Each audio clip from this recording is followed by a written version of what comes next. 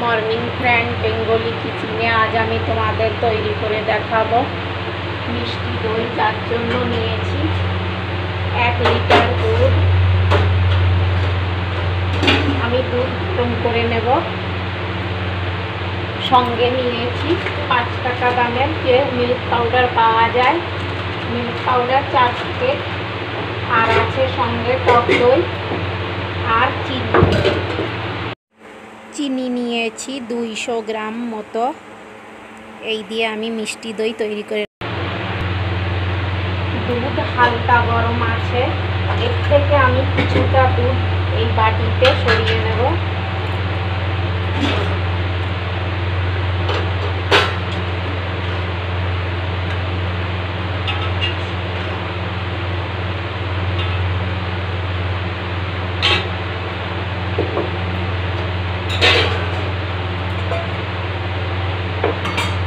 এবার আমি gas on করে নেব। অন করে নেওয়ার পর দুধ ভালো করে জাল দিয়ে নেব।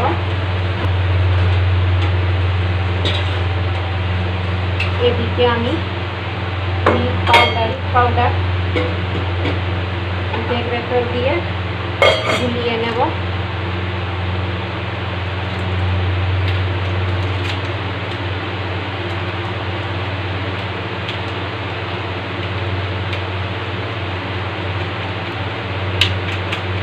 আমি 4 প্যাকেট মিল্ক পাউডারই দিয়ে নেব। এইভাবে আমি ডেয়ারি মিল্ক পাউডার নিয়েছি, তোমরা চাইলে আমুলের মিল্ক পাউডার দিতে পারো। আমুলের মিল্ক পাউডারে খুব ভালো মিল্ক পাউডার। এখানে আমুলের মিল্ক পাউডার পাওয়া যায় না, দোকানে যে মিল্ক পাউডার পেয়েছি তাই নিয়ে তৈরি করে নিচ্ছি। দুধ এইভাবে নাড়াতে থাকবো।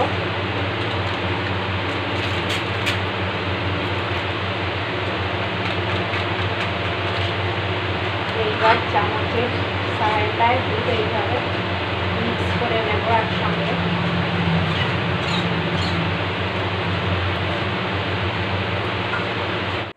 দুধ ভালো করে জ্বালিয়ে নিয়েছি। এখন যে 200 গ্রাম চিনি রেখেছি তার থেকে 50 গ্রাম চিনি আমি আলাদা করে রেখে নেব ক্যারামেল তৈরি করার জন্য। আর 150 গ্রাম চিনি আমি দিয়ে নেব দুধের ভেতর, দিয়ে ভালো করে জ্বালিয়ে নেব দুধ। 1 কিলো দুধ জাল দিয়ে 700 গ্রাম তৈরি করে নেব। জাল হওয়ার পর দুধ 700 গ্রাম হয়ে যাবে, তখন আমি গ্যাস বন্ধ করে নেব।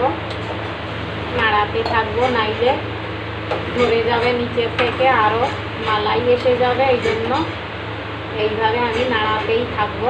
যে পাউডার দুধের আমি তৈরি করে নিয়েছিলাম, এইটা আমি অল্প অল্প করে এইভাবে মিক্স করে এর সঙ্গে জাল দিয়ে নেব ভালো করে দুধের সঙ্গে।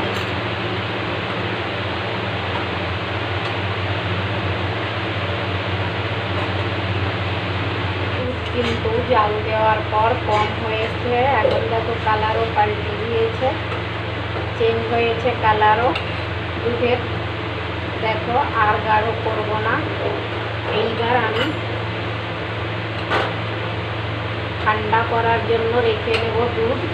আর যে 50 গ্রাম চিনি আমি রেখে নিয়েছি, এই দিয়ে আমি ক্যারামেল তৈরি করে নেব।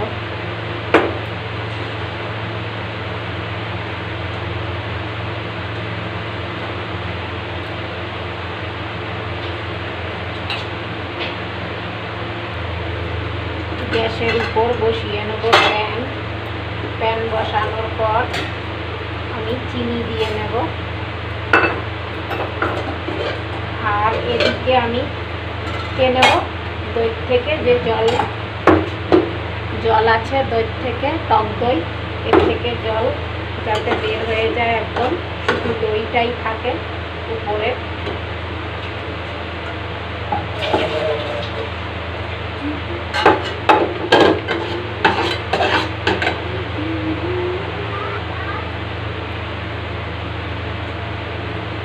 এইদিকে লো ফ্লেমে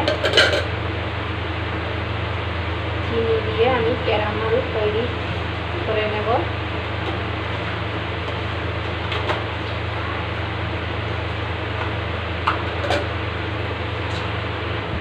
আমি সামান্য একটু জল দিয়ে নেব।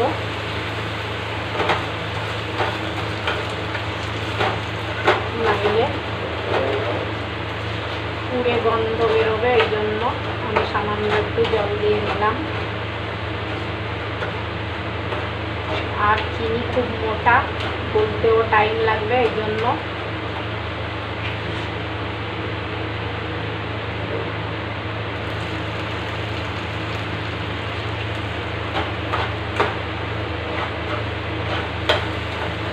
এইদিকে দুধে মালাই জমতে দেব না, এইভাবে নাড়িয়ে ঠান্ডা করে নেব, নাড়াতে থাকবো।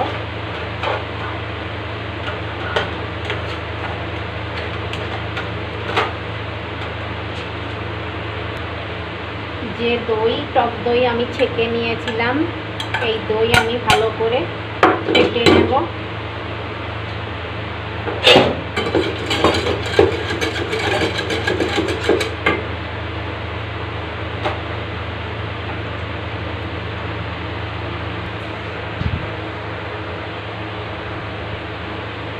দেখো আস্তে আস্তে চিনি মেল্ট হয়ে কালার এসেছে হালকা, আরও একটু কালার আসবে,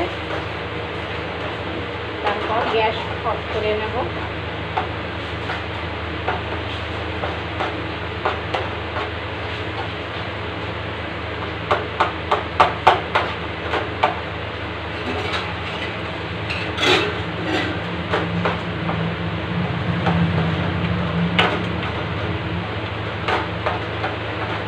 গ্যাসের ফ্লেম কিন্তু একদম লো করে রাখতে হবে, নাইলে পুড়ে যাবে, পুড়ে গন্ধ আর তেতো হয়ে যাবে। এই জন্য কালারটা আসা পর্যন্ত একদম লো ফ্লেমে তৈরি করে নিতে হবে। দেখো তৈরি হয়েছে।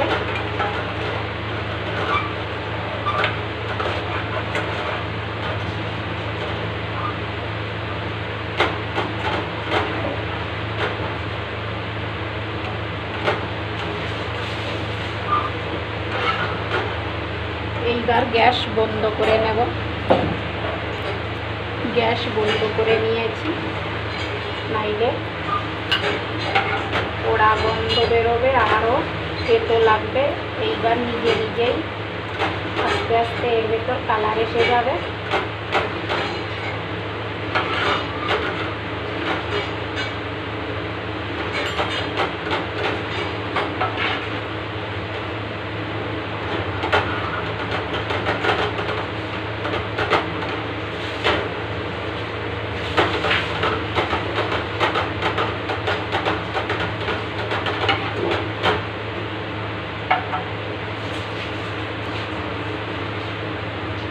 আবার একটু গ্যাস অন করে নেব, একদম লো ফ্লেমে রাখবো।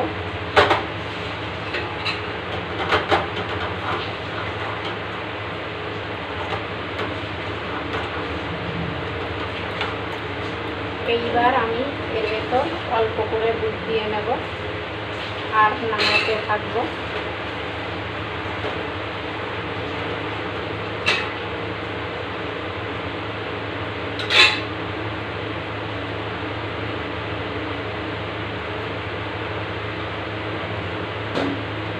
ভালো করে মিশিয়ে নেব দুধ দিয়ে।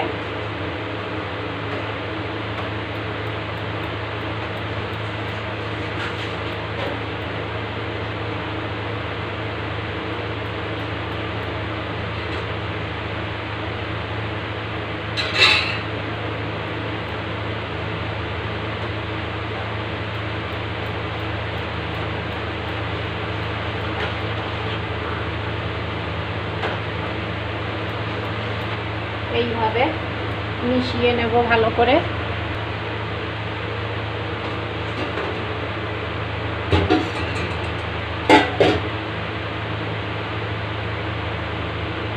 দুধের ভেতর যে ক্যারামেল তৈরি করেছিলাম ঝোল এইবার এর ভেতর দিয়ে মিক্স করে নেব, মিশিয়ে নেব ভালো করে কালারের জন্য।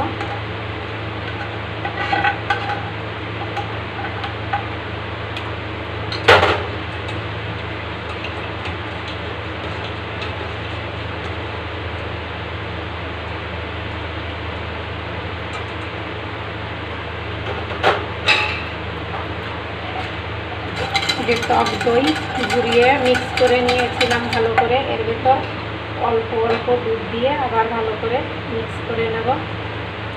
এইদিকে দুধ কিন্তু ঠান্ডা হয়েছে, দেখো। এইবার আমি এই দইটা এর ভিতর মিক্স করে নেব, নাইলে দই ভালো করে জমবে না।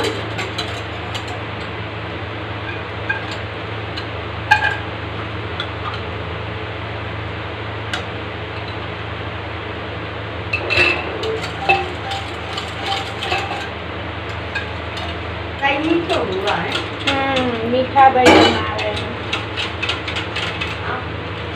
मोबाइल में सब ये देख के दी है बोलते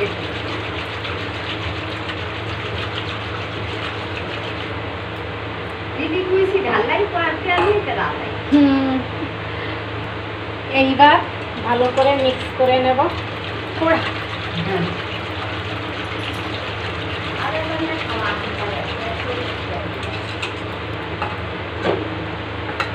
দেখো তোমরা দেখতেই পাচ্ছ কতটা গাঢ় হয়েছে। এইভাবে আমি ভালো করে মিক্স করে নেব, যাতে একটা ফেনা ফেনা ভাব তৈরি হয় দইয়ের উপর, দেখতেও ভালো লাগে আর খেতেও ভালো লাগে। এইভাবে আমি দই তৈরি করছি।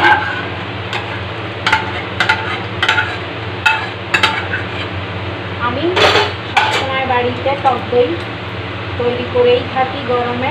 টক দই তৈরি করলে সবাই গরমে টক দই খাওয়াটা খুব ভালো, শরীর ঠান্ডা থাকে।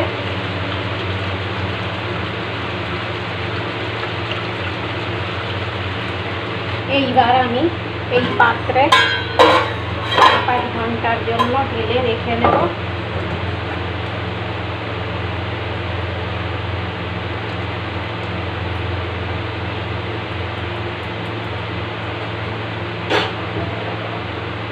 একটুও নাড়াবো না, এইভাবে জমাতে রেখে নেব।